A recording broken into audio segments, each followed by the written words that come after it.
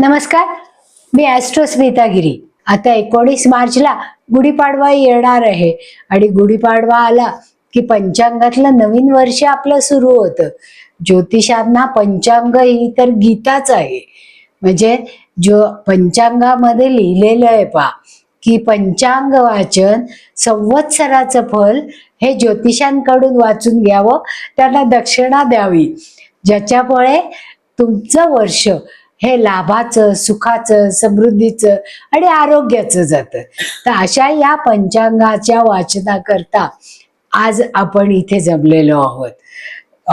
ज्योतिषातली माझ्या मैत्रिणी रजनी साबदे मॅडम आणि मी हे पंचांग वाचन करणार आहोत.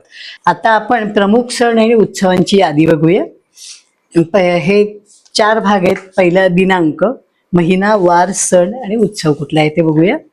आता दिनांक 19 मार्च, मार्च महिन्यामध्ये 19 मार्च गुरुवार गुढीपाडवा, 26 मार्च गुरुवार श्रीरामनवमी, 31 मार्च मंगळवारी आहे, महावीर जयंती आहे, 2 एप्रिल गुरुवार आहे, हनुमान जयंती आहे, 14 एप्रिल मंगळवार आहे, डॉक्टर आंबेडकर जयंती आहे, 19 एप्रिल रविवार अक्षय तृतीया आहे, 30 एप्रिल गुरुवार नृसिंह जयंती आहे, 1 मे शुक्रवार महाराष्ट्र दिन आणि बुद्ध पौर्णिमा पण आहे, 17 मे रविवारे अधिक मासारंभ सुरू होतोय 17 मेला, 15 जून सोमवारी अधिक मास समाप्ती, 29 जून सोमवारी वटपौर्णिमा, 25 जुलै शनी म्हणजे आषाढी एकादशी आहे, 29 जुलै बुधवार आहे, गुरुपौर्णिमा आहे, 15 ऑगस्ट शनिवारी स्वातंत्र्य दिन आहे, 28 ऑगस्ट शुक्रवार रक्षाबंधन श्रीकृष्ण जयंती आहे, 14 सप्टेंबर सोमवार श्री गणेश चतुर्थी, 15 सप्टेंबर शुक्रवार, 25 सप्टेंबर शुक्रवार अनंत चतुर्दशी, 2 ऑक्टोबर शुक्रवार महात्मा गांधी जयंती, 11 ऑक्टोबर रविवारी आहे घटस्थापना, 20 ऑक्टोबर मंगळवारी विजयादशमी आहे, 25 ऑक्टोबर रविवारी कोजागिरी पौर्णिमा आहे, 8 नोव्हेंबर रविवारी नरक चतुर्दशी लक्ष्मी पूजन आहे, 10 नोव्हेंबर मंगळवार आहे दिवाळी पाडवा, 10 नोव्हेंबर बुधवारी आहे यमद्वितीया भाऊबीज आहे, 21 नोव्हेंबर शनिवारी कार्तिक एकादशी आहे आणि 24 नोव्हेंबर मंगळवारी त्रिपुरारी पौर्णिमा आहे, 15 जानेवारी शुक्रवारी मकर संक्रांती, 16 जानेवारी मंगळवारी गणराज्य, 26 जानेवारी मंगळवारी गणराज्य दिन, 19 फेब्रुवारी शुक्रवारी छत्रपती शिवाजी महाराज जयंती, 9 मार्च शनिवारी महाशिवरात्र आणि 22 मार्च सोमवारी धुलिवंदन आहे. आता आपण नवग्रह आणि मुंथा एक प्रकारे ज्योतिषातली एक पद्धत आहे, पण त्यानुसार नवग्रह त्यांचे दान आणि त्यांची जप करायची संख्या आहे ही आपण वाचूया. मुंथा म्हणजे लग्नबिंदू, जन्मानंतर संपलेली वर्ष म्हणजे गताब्ध, गताब्ध अधिक लग्न राशी बरोबर मुंथा राशी. मुंथा राशीचा आकडा 12 पेक्षा जास्त असेल तर 12 ने भागून जी बाकी उरेल ती मुंथा राशी आणि 0 आल्यास मीन राशी असं समजावं. तर मुंथा राशीत असेल त्या राशी मुंथा ज्या राशीत असेल त्या राशींच्या स्वामीसाठी सांगितलेली दाने आणि जपसंख्ये इतका जप करावा म्हणजे मुंथेपासून होणाऱ्या क्लेशांचे निवारण होईल. आता आपण खाली एक ग्रह आणि त्याचे दान बघूया. तर ग्रह पहिल्यांदा बघूया. ग्रह रवी बघूया. त्याचा धातू कुठला आहे तर सुवर्ण, उपधातू आहे ताम्र, नंतर रत्न आहे माणिक, धान्य आहे गहू, पशु त्याला कुठला पशु उपयुक्त आहे रक्तधेनू लाल गाय म्हणजे, रस गुळ द्यावा त्याला, वस्त्र केशरी द्यावीत आणि पुष्प रक्तकमल म्हणजे लाल कमळ आणि जपसंख्या रवीची आहे 7000. चंद्र बघूया आता. धातू चंद्राचा धातू आहे सुवर्णच धातू आहे चंद्राचाही. चंद्राचा उपधातू आहे रौप्य, रत्न आहे मोती, धान्य आहे तांदूळ, पशु आहे श्वेत वृष म्हणजे पांढरा बैल, रस तूप, वस्त्र आहे श्वेत, पुष्प आहे श्वेत, फुल श्वेत म्हणजे पांढरं फुल व्हावं, आणि जपसंख्या आहे 11,000. चंद्राची जपसंख्या 11,000 आहे. आता चंद्रानंतर मंगळ बघूया.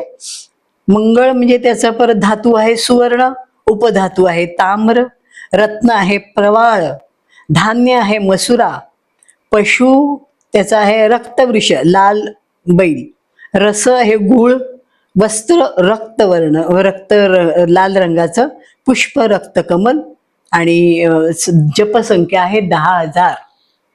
बुध बघूया आता. त्याचा धातू आहे सुवर्णच, उपधातू आहे कास्य, रत्न आहे पाचू, धान्य आहे मूग, पशु त्याचा आहे हत्ती बुधाचा, रस आहे तूप, वस्त्र आहे नील, पुष्प म्हणजे सगळं कुठल्याही रंगाची फुलं वाहिली तरी त्याला चालू शकतात, आणि जपसंख्या आहे 4,000. तर गुरु बघूया. गुरुचं धातू आहे सुवर्ण, उपधातू आहे कास्य, रत्न आहे पुष्कराज, धान्य आहे हरभरा, पशु अश्व, रस साखर, वस्त्र पीत पिवळा रंग, आणि पुष्प आहे तोही पिवळा पीत, आणि जपसंख्या आहे 19,000. शुक्र धातू सुवर्ण, उपधातू रौप्य, रत्न हिरा, धान्य तांदूळ, पशु श्वेताश्व, रस तूप, वस्त्र चित्र, पुष्प श्वेत, आणि जपसंख्या आहे 16,000. शनी धातू आहे सुवर्ण, उपधातू आहे लोखंड, रत्न नीलमणी, धान्य उडीद, पशु म्हैस, रस तेल, वस्त्र कृष्ण, पुष्प कृष्ण, आणि जपसंख्या आहे 23,000. तर राहूचे बघूया. राहू सुवर्ण, धातू सुवर्ण आहे, उपधातू शिसे, रत्न कोमेद, धान्य आहे तीळ, पशु घोडा, रस तेल, वस्त्र नील रंगाचं आहे, पुष्प कृष्ण फूल आहे, आणि जपसंख्या आहे 18,000 राहूची. आता केतू बघूया. केतूचं धातू आहे सुवर्ण, उपधातू आहे पोलाद, रत्न आहे लसण्या म्हणजे वैडूर्य, धान्य आहे तीळ, पशु बोकड, रस आहे तेल, वस्त्र कृष्ण, पुष्प धूम्र, आणि जपसंख्या आहे 17,000. गुंज लाभणे व गुरुबल. 1 जून 2026 पर्यंत गुरु मिथुन राशीत असल्याने या कालावधीत ज्या मुलांची मुंज करायची असेल त्यांची जन्मराशी वृषभ, सिंह, तुला, धनु आणि कुंभ यापैकी कोणती असेल तर गुरुबल उत्तम असल्यास मुंज लाभते. मेष, मिथुन, कन्या व मकर यापैकी कोणतीही राशी असलेस तर गुरुबल मध्यम असल्याने गुरुच्या सुवर्ण प्रतिमेचे पूजन व दान करून मुंज करता येईल. मीन, वृश्चिक आणि कर्क या राशींना क्रमाने 4था, 8वा आणि 12वा गुरु असल्याने गुरुबल नाही, म्हणून त्यांनी बृहस्पतीची शांत करून मुंज करावी. 2 जून ते 31 ऑक्टोबर 2026 या कालावधीत गुरु कर्क राशीत म्हणजे उच्चीचा असल्याने सर्व राशींना गुरुबल उत्तम असल्याने या कालावधीत ज्या मुलांची मुंज करायची असेल त्यांना मुंज लागते. 1 नोव्हेंबर ते 24 जानेवारी 2027 या कालावधीत गुरु सिंह राशीत असल्याने या कालावधीत ज्या मुलांची मुंज करायची असेल त्यांची जन्मराशी मेष, कर्क, तुला, धनु आणि कुंभ यापैकी कोणतीही असल्यास गुरुबल उत्तम असल्याने मुंज लागते. मिथुन, सिंह, वृश्चिक, मीन यापैकी कोणतीही राशी असेल तर गुरुबल मध्यम असल्याने गुरुच्या सुवर्ण प्रतिमेचे पूजन व दान करून मुंज करता येते. वृषभ, मकर, कन्या या राशींना क्रमाने 4था, 8वा आणि 12वा गुरु असल्याने गुरुबल नाही, म्हणून त्यांनी बृहस्पतीची शांती करून मुंज करावी. 4 25 जानेवारी 2027 पासून वर्ष अखेरपर्यंत गुरु कर्क राशीत म्हणजेच उच्चीच्या राशीत असल्याने सर्व राशींना गुरुबल उत्तम असल्याने या कालावधीत ज्या मुलांची मुंज करायची असेल त्यांना मुंज लागते. गुरुबलापेक्षाही 8व्या वर्षाचे महत्त्व अधिक आहे. म्हणून 8व्या वर्षी जन्मराशीपासून 4, 8, 12वा गुरु असला तरीही बृहस्पती म्हणजे गुरु शांती करून मुंज करावी. 8वे वर्ष पुढे राहत असल्यास व त्यावेळी राशी पालट होऊन गुरु अनुकूल असल्यास त्यावेळी मुंज करावी. आत्ता 4, 8, 12वा गुरु असताना मुंज करू नये. विवाहात मात्र हा वर्षाचा नियम नाही. 25 जून 2027 रोजी गुरु पुन्हा सिंह राशीत प्रवेश करेल. महत्वाचे निवेदन. गौणकाल चातुर्मास कालातील व आपत कालातील उपनयन व विवाह मुहूर्त यासंबंधी महत्वाचे निवेदन आहे.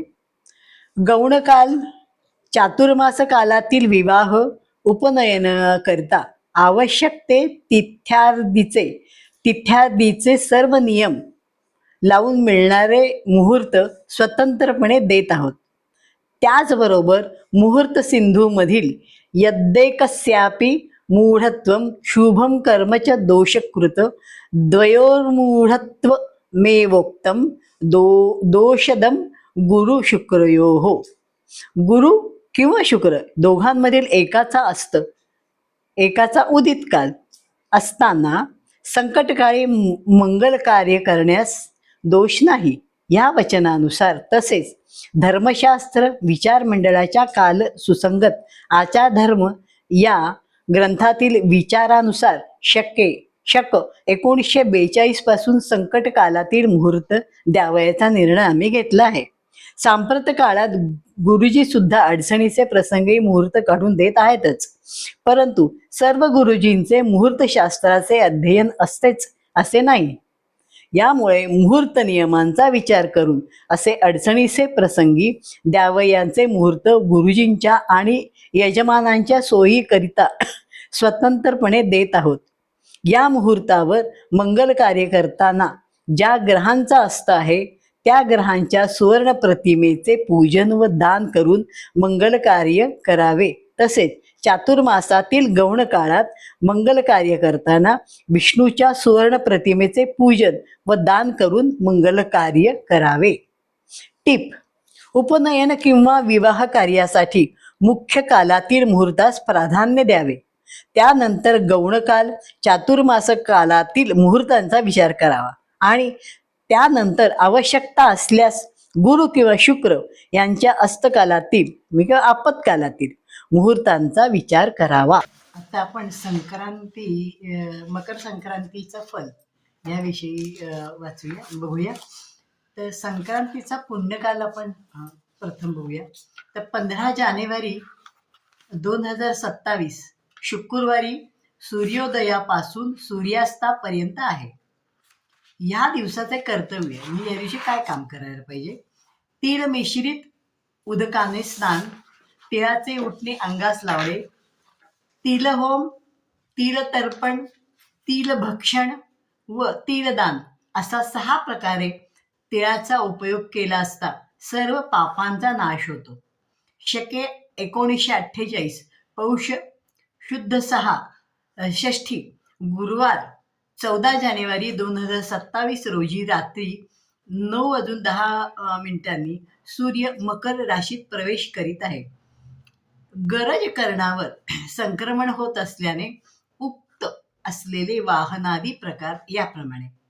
वाहन हत्ती असून उपवाहन गाढव आहे. तांबडे वस्त्र परिधान केले आहे. हातात धनुष्य घेतलेले असून गोरोचनाचा टिळा लावलेला आहे. वयाने प्रौढ असून बसलेली आहे. वासाकरिता बेल घेतलेले असून दूध भक्षण करीत आहे. पशुजाती असून भूषणार्थ गोमेध धारण केले आहे. वार नाव व नक्षत्र नाव नंदा असून सामुदाय मुहूर्त 45 आहेत. पश्चिमेकडून पूर्वेकडे जात आहे व आग्नेय दिशेस बघत आहे. संक्रांतीच्या पर्व काळात दात घासणे, कठोर बोलणे, वृक्ष गवत तोडणे, गाई म्हशीची धार काढणे व कामविषय सेवन ही कामे करू नयेत. आता संक्रांती कालामध्ये स्त्रियांनी काय काय कामं करावी ते बघूया आपण. नवे भांडे, गाईला घास, अन्न, तिळपात्र, गूळ, तीळ, सोने, भूमी, गाय, वस्त्र, घोडा इत्यादी यथाशक्ती दाने करावीत. संकल्प. देशकाल कथन करून मम आत्मनः सकल पुराणोक्त फल प्राप्त्यर्थे श्री संवितृ प्रीतीद्वारा सकल पापक्षाय पूर्वकम स्थिर पापक्षयपूर्वक सकल पापक्षय पूर्वकम स्थिर सौभाग्य कुलभिवृद्धी धनधान्य समृद्धी दीर्घायु महेश्वर्य महाभ्युदय सुख संपादादी कल्पोक्त फल सिद्धये अस्मिन मकर संक्रमण पुण्यकाले ब्राह्मणाय अमुक म्हणजे कुठले जे दान करायचे ते दानम करिष्ये असा संकल्प करून दान वस्तूचे व ब्राह्मणांचे पूजन करून दान द्यावे आणि दक्षिणा द्यावे. हे आता आपण ग्रहणांविषयी बघूया. तर भारतात जी ग्रहणं आहेत पण ती भारतात दिसणार नाही आहेत. तर भारतात न दिसणारी ग्रहणे. खग्रास सूर्यग्रहण आषाढ कृष्ण 30 बुधवार 12/8/2026. ग्रहण दिसणारे प्रदेश संपूर्ण युरोप, आफ्रिका खंडाचा वायव्येकडील प्रदेश, संपूर्ण कॅनडा, अमेरिकेचा उत्तरेकडील काही प्रदेश, प्रशांत अटलांटिक महासागर. द खंडग्रास चंद्रग्रहण श्रावण शुद्ध 15 शुक्रवार 28/8/2026. ग्रहण दिसणारे प्रदेश पश्चिम आशिया, संपूर्ण युरोप, आफ्रिका खंड, उत्तर व दक्षिण अमेरिका खंड, प्रशांत आणि अटलांटिक हिंदी महासागर. कंकणाकृती सूर्यग्रहण पौष कृष्ण 30 शनिवार 6/2/2027. ग्रहण दिसणारे प्रदेश आफ्रिका खंडाचा पश्चिमेकडील प्रदेश, दक्षिण अमेरिका, प्रशांत आणि अटलांटिक महासागर.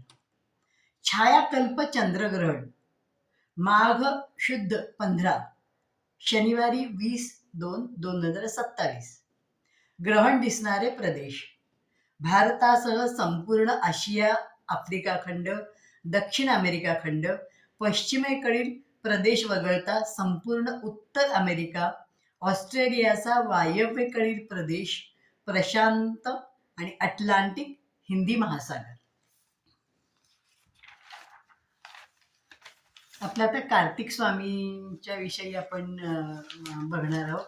आपल्याकडे कार्तिक स्वामींचं दर्शन ॲट मध्ये सहसा घेत नाही, तर त्याच्यासाठी काही दिवस दिलेले आहेत आणि तर कसल्या स्वरूपात दर्शन घ्यावं त्याचा विधी पण दिलेला आहे, ते बघूया आता आपण. तर ह्या वर्षी कार्तिक शुद्ध 14 सोमवार दिनांक 23 नोव्हेंबर 2026 रोजी उत्तर रात्री 2:02 पासून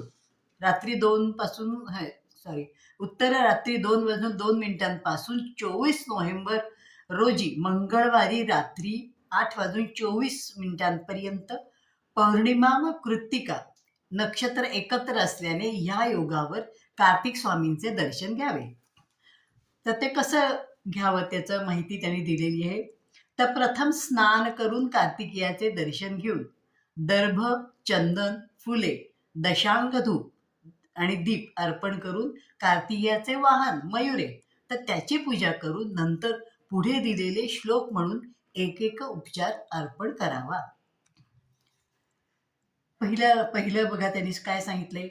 कमंडलुर्जला पूर्णं स्वर्णगर्भस्सुलक्षणः अर्पितस्ते महासेन प्रसन्नोनेन मे भव. या श्लोकाने जलाने भरलेला व त्यात किंचित सुवर्ण घातलेला कमंडलू समर्पण करावा. ब्रह्मसूत्रं महादिव्यं प्रीयते ते मय प्रीतं ब्रह्मजन्मास्तु मे देव ब्रह्मसूत्र समर्पणात. या श्लोकाने यज्ञोपवीत अर्पण करावे.